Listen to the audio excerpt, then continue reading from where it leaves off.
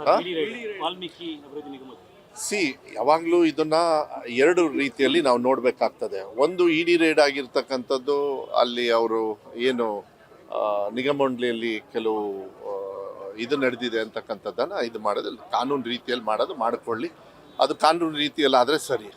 ಆದರೆ ಸೆಂಟ್ರಲ್ ಗೌರ್ಮೆಂಟಿಂದ ಅದೊಂದು ಅವರಿಗೆ ಚಟ ಇದೆ, ಚಾಳಿ ಇದೆ. ಏನು ಅಂತ ಹೇಳಿದರೆ ಯಾರಿಗಾರು ಈ ಸೆಂಟ್ರಲ್ ಗೌರ್ಮೆಂಟಿಂದ ಹೆದರ್ಸೋದು ಅದೆಲ್ಲ ಇದೆ.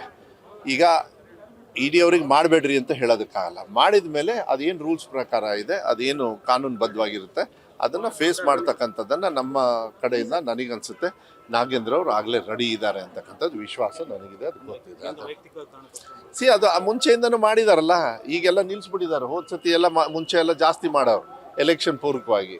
ಈಗ ಕೋಲಿಷನ್ ಆದ ತಕ್ಷಣ ಲಗಾಮ್ ಹಿಡ್ಕೋತಾರೆ ಬೇರೆಯವರು ಕೂಡ. ನೀವು ಮನಸ್ಸಿಗೆ ಬಂದಂಗೆ ಮಾಡೋಕ್ಕಾಗಲ್ಲ ಅಂತಕ್ಕಂಥದ್ದು ಭಾವನೆ ಕಾಣಿಸ್ತದೆ. ಅದು ಎದು ಕಾಣಿಸ್ತದೆ, ಅದು ಮುಂದಿನ ದಿನಗಳಲ್ಲಿ ಮಾಧ್ಯಮದಲ್ಲೂ ಕೂಡ ನೀವೇನು ಹೆಚ್ಚು ತೋರ್ಸೋಕ್ಕಾಗಲ್ಲ. ಇಂಥ ರೇಡ್ಗಳು, ಈ ಸ್ವಾರ್ಥದ ರೇಡ್ಗಳು, ಸ್ವಾರ್ಥದ ಇದನ್ನು ಮಾಡೋದಿಲ್ಲ. ಅದು ಮಾಡೋದಕ್ಕೆ ಅಲ್ಲಿ ಕಷ್ಟ ಆಗ್ತದೆ. ಇದೆಲ್ಲ ನೋಡೋಣ ಮುಂದಿನ ದಿನಗಳಲ್ಲಿ ಏನಾಗ್ತದೆ. ಆದರೆ ಒಂದು ಇಂಥ ವಿಚಾರಗಳಲ್ಲಿ ಕಾನೂನು ಮೇಲಿರಬೇಕು ಯಾವಾಗಲೂ ಕೂಡ. ಎಲ್ಲದಕ್ಕೂ ನಾವು ಕೂಡ ಬರೀ ಇಡಿನ ಬೈಯೋದು ಇಲ್ಲಾಂದರೆ ಬೇರೆಯವ್ರನ್ನ ಬೈಯೋದು ಒಂದು ಭಾಗ ಆದರೆ, ಕಾನೂನು ಇರಬೇಕು. ಕಾನೂನನ್ನ ದುರುಪಯೋಗ ಮಾಡ್ಕೊಳ್ಬಾರ್ದು. ಆದರೆ ಡಿಪಾರ್ಟ್ಮೆಂಟ್ಸ್ನ ಮತ್ತು ಇಲಾಖೆಗಳನ್ನು ಮಿಸ್ಯೂಸ್ ಮಾಡಬಾರ್ದು. ಮುಂಚೆ ಮಾಡಿದ್ದಾರೆ ಬಿಜೆಪಿಯವರು, ಆ ಕೆಲಸ ಆಗಬಾರ್ದು ಅಂತ ಹೇಳಿ ಅಷ್ಟೇ.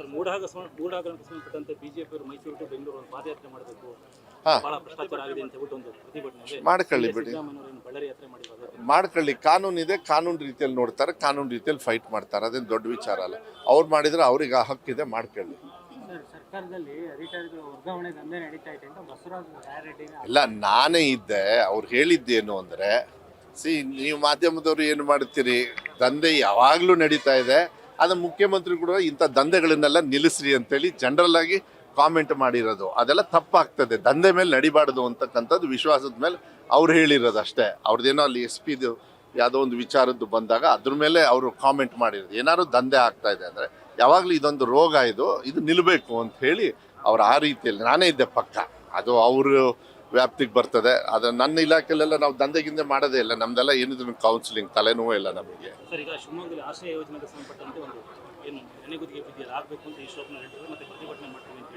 ಯಾರು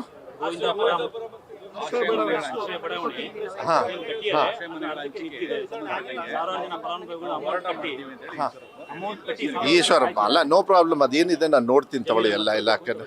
ಅಲ್ಲ, ಅವ್ರು ಜಮೀರ್ ಅಹಮದ್ ಅವ್ರ ಜೊತೆಗೆ ನಾನೇ ಮಾತಾಡ್ತೀನಿ. ಹಂಗೇನಾದ್ರು ಈಶ್ವರಪ್ಪ ಅವರಿಗೆ ನಾನೇ ಮಾತಾಡಿ ಅದೇನಿದೆ ಡೀಟೇಲ್ಸು, ಹಂಗೇನಾದ್ರು ಹೆಚ್ಚು ಕಮ್ಮಿ ಆಗಿದ್ರೂ ಅದನ್ನು ನೋಡೋಣ. ನನಗೆ ಗೊತ್ತಿಲ್ಲ. ನನಗೆ ಈಶ್ವರಪ್ಪ ಅವ್ರು ಹೇಳಿರೋದ್ರಿಂದ ಈಗ ಜಮೀರ್ ಅವರು ಈಗ ಅದು ಹೊರಗಡೆ ಚರ್ಚೆಗೆ ಬಂದಿರೋದ್ರಿಂದ ನಾನೇ ಜಮೀರ್ ಅವ್ರಿಗೆ ಮಾತಾಡಿ ಅದೇನಿದೆ. ಆಮೇಲೆ ಇಲ್ಲಿ ಇಲಾಖೆಯಲ್ಲೂ ಲೋಕಲಾಗಿ ತಗೋಬೇಕಾಗುತ್ತೆ. ನಾನು ಅದನ್ನ ಇವತ್ತೇ ತರಿಸ್ತೀನಿ ತಗೊಳ್ಳಿ, ಬೇಕಾದ್ರೆ ಟೈಮ್ ಇದೆ, ನಾನು ನೋಡಿಕೊಂಡು ನಾನು ಹೇಳ್ತೀನಿ.